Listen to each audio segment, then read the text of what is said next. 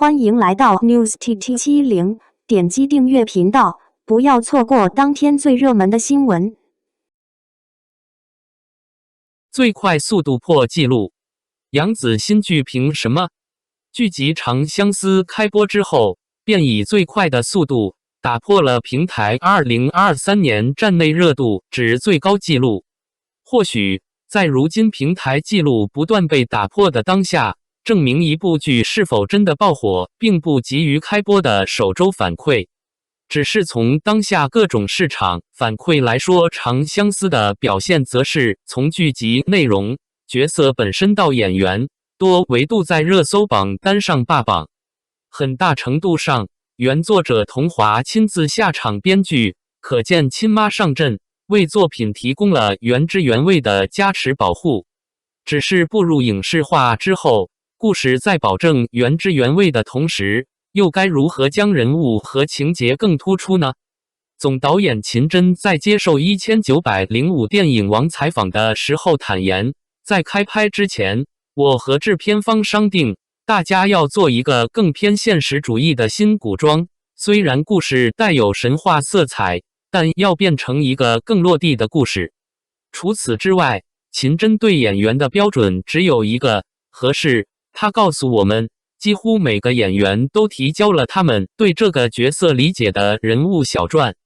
当他看完大家交上去的作业，大家都给了我不同的惊喜。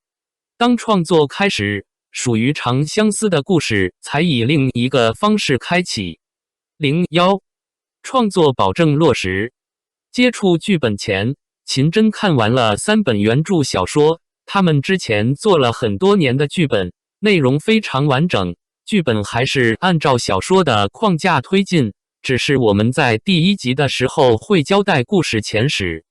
恰是第1集的前史设定，为长相思的故事奠定了扎实的情感基础。他抛开了明星的号召力，以小演员去呈现整个故事，让观众能更好切入角色，为后面情感提供共情基础。过往剧集市场中偶有这样的创作形式，对于制作方而言，弱化明星的号召力是挑战，但为了故事的完整度，是可贵的创作。毕竟对于故事发展而言，众多人物之间的情感发展需要更有说服力的推动和情感逻辑，至少长相思目前播出的内容而言，完成了这个任务。进入拍摄筹备期，秦真和团队面临着最大的难题，我们如何把名场面拍出小说里该有的味道？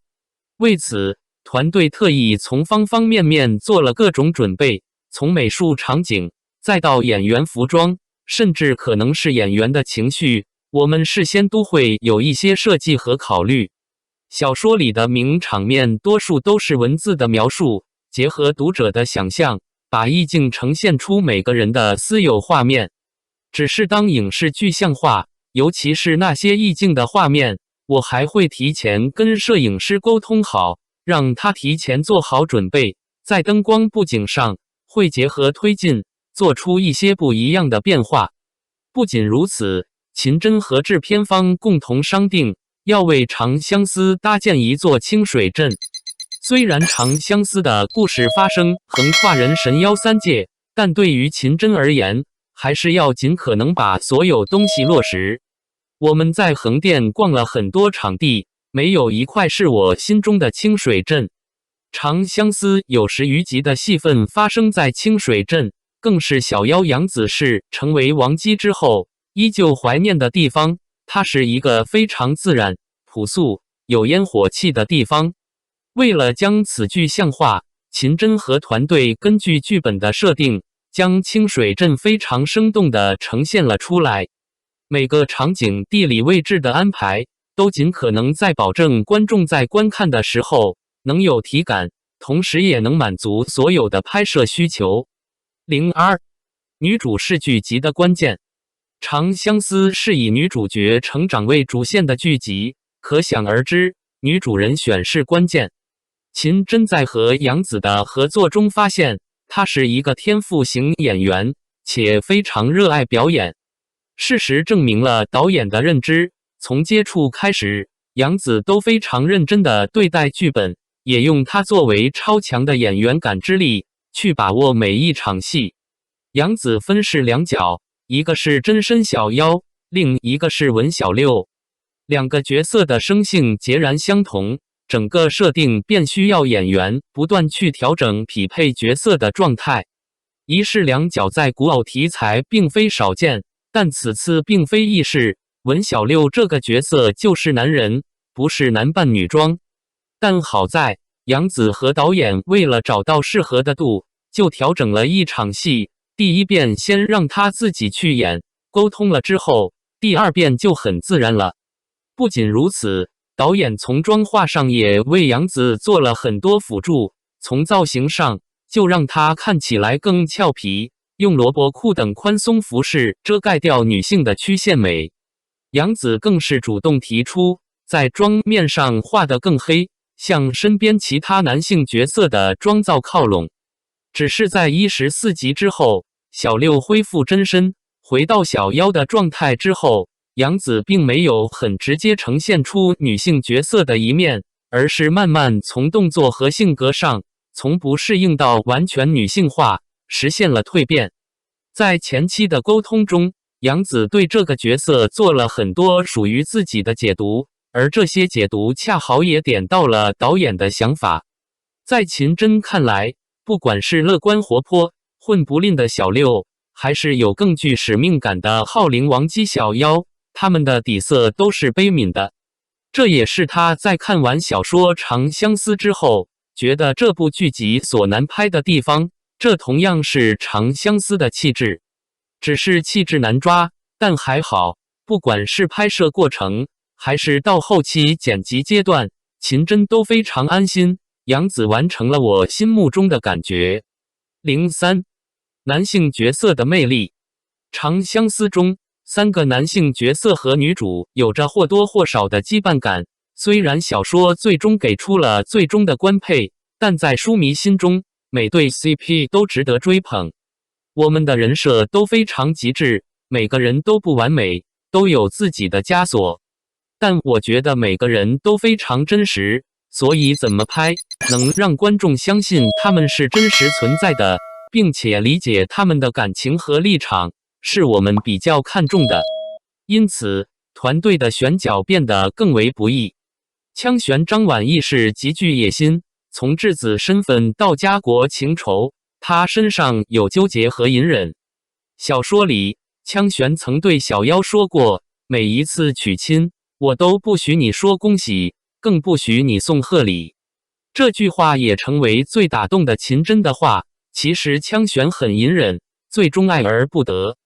虽然在前面的故事里，枪玄的故事线还不明确，角色的行为并不讨喜，但是随着铺垫下的故事慢慢打开，大家会喜欢枪玄这个人物。而在秦真看来，张晚意是一位极具人格魅力的演员，他有自己的表达方式，在他身上，我觉得有种和枪玄类似的气质。相反，作为官配，涂山璟、邓卫士和小妖之间的情感更为细致。小妖和他的情感并非一帆风顺，秦真在描写两人的戏码时，用了很多隐喻去展现两人的变化，尤其从两人相遇医治的漫长时间，再到前期涂山璟就意识到对方的女儿身，他们内心都慢慢的发生了细微的变化。为涂山璟进行选角时，秦真见到邓卫之后，我觉得他相比其他男孩比，身上更有涂山璟的那种清风霁月的气质在。邓卫本身就是一个挺简单真诚的人。小说出版之后，香柳檀健次是坐拥不少粉丝，就连秦真都感叹香柳是人设天花板，很难呈现。而且小说里对香柳的描写更多是一种气质，少有更实际的描述，也导致每个书迷心中都有自己的香柳。不仅如此，香柳还有分身角色防风背，两个角色一冷一热，对于演员本就是挑战。最终团队选择由檀健次来演绎这个角色，他本人和角色差异很大，但他在表演上有很强的信念感。秦真和谭健次有过一次对这个人物的深聊，他发现面前这样演员对角色早已有很深刻的理解。他希望这种冷不会呈现成面瘫，他尝试用自己的方式去演绎香柳的冷，以及防风背的热。因为香柳是一个冷面冷心的人，防风背作为分身，是一个纨绔子弟的设定，表面看起来很活泼，心底依旧是冷的。04，希望观众能真正共情。不管如何，单从播出平台的热度，或是霸榜热搜的数量，又或者短视频平台的点赞数，长相思有不错的成绩和反馈，只是放眼暑期档，他有自己独特的风格。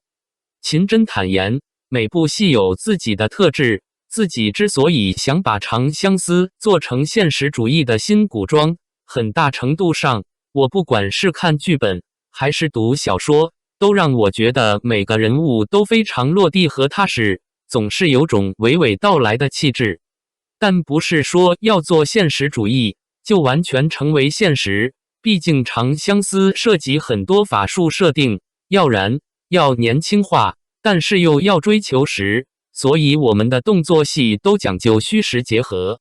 甚至尽可能为了剧集后期海底的戏份能逼真，在开机前，秦真和摄影团队不断试验，去模拟人在海底的浮力感觉以及光影效果。我们试拍了一段，再用后期合成看效果，找到准确的模式之后，才开始投入全方位的拍摄。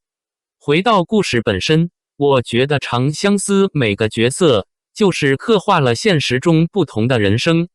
不管是亲情、友情，还是又虐又甜的爱情，观众都能从中得到共情。感谢您观看视频。如果您觉得本时事通讯有用，请不要忘记点赞、评论和订阅。